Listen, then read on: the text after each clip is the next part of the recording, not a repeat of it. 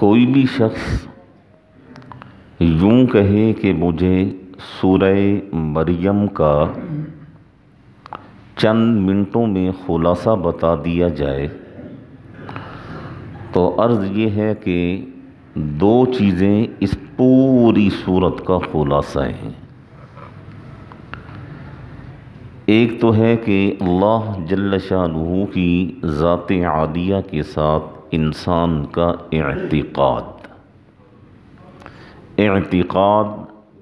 بالکل درست ہونا چاہیے، اعتقاد بالکل صحیح ہونا چاہیے۔ اور دوسرا ہے کہ انسان کے اخلاق، انسان کا کردار اور معاشرے میں خاص طور پر ان لوگوں کے ساتھ جو انسان سے وابستہ ہیں، جن میں اٹھنا بیٹھنا ہے، جن سے ملنا ملانا ہے، ان لوگوں کے ساتھ انسان کے اخلاق، انسان کا رویہ، انسان کا برتاؤ یہ بہت ہی بہترین ہونا چاہیے۔ آپ نے ایک لفظ سنا ہوگا حسن معاشرت۔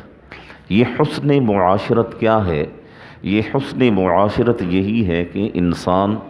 با کردار ہونا چاہیے، با اخلاق ہونا چاہیے اور بہترین اخلاق کا مالک انسان کو ہونا چاہیے۔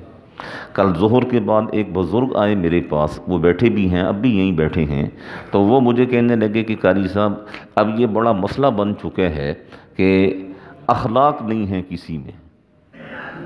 اور اس میں کچھ غلط بھی نہیں کہا انہوں نے۔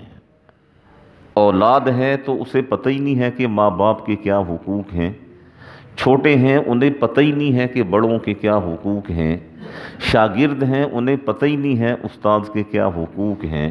چھوٹے بھائی ہیں انہیں پتہ ہی نہیں ہے کہ بڑے بھائی کا کیا حق ہے، کس طرح میں نے بولنا ہے، کس طرح میں نے گفتگو کرنی ہے، اور کس طرح جو ہے وہ میں نے اپنے بڑے سے بات کرنی ہے، بالکل عاری ہو چکے ہیں۔ وہ جس طرح کہتے ہیں نا کہ برتن خالی ہو چکے ہے، بالکل اس وقت ہماری یہی کیفیت ہے۔ بد تہذیبی عروج پر ہے، بد اخلاقی عروج پر ہے، اور بدتمیزی عروج پر ہے، اور یہ اوورآل یہ سلسلہ اب چل رہا ہے۔ آپ گھروں میں دیکھ لیں،